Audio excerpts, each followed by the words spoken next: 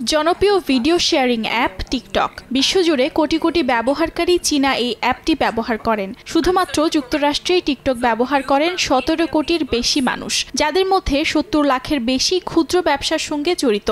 স্থানীয় সময় শনিবার দেশটিতে বন্ধ করা হয় টিকটক। জাতীয় নিরাপত্তার জন্য হুমকি দেখিয়ে অ্যাপটি নিষিদ্ধ করা হয় যুক্তরাষ্ট্রে। নিষেধাজ্ঞা কার্যকরের পরই দেশজুড়ে অফলাইনে চলে যায় অ্যাপটি। মুছে ফেলা হয় গুগল এবং অ্যাপল স্টোর থেকেও।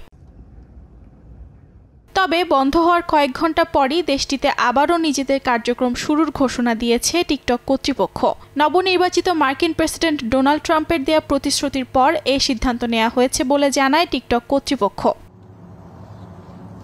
নিজের সামাজিক যোগাযোগ মাধ্যম ট্রুথ সোশ্যালে এক পোস্টে ট্রাম্প জানান, টিকটকের ওপর থেকে নিষেধাজ্ঞা প্রত্যাহার করতে তিনি একটি নির্বাহী আদেশ জারি করবেন, যেখানে জানিয়ে দেয়া হবে কোনো প্রতিষ্ঠান টিকটকের সঙ্গে কাজ করলে তাদের সমস্যার সম্মুখীন হতে হবে না। সোমবার দায়িত্ব নেয়ার পর অ্যাপটি চালিয়ে যাওয়ার অনুমতি দেবেন বলে জানান ট্রাম্প। তার এমন ঘোষণায় স্বস্তি প্রকাশ করছে টিকটক কর্তৃপক্ষ। একই সঙ্গে ট্রাম্পকে ধন্যবাদ জানিয়েছে প্রতিষ্ঠানটি।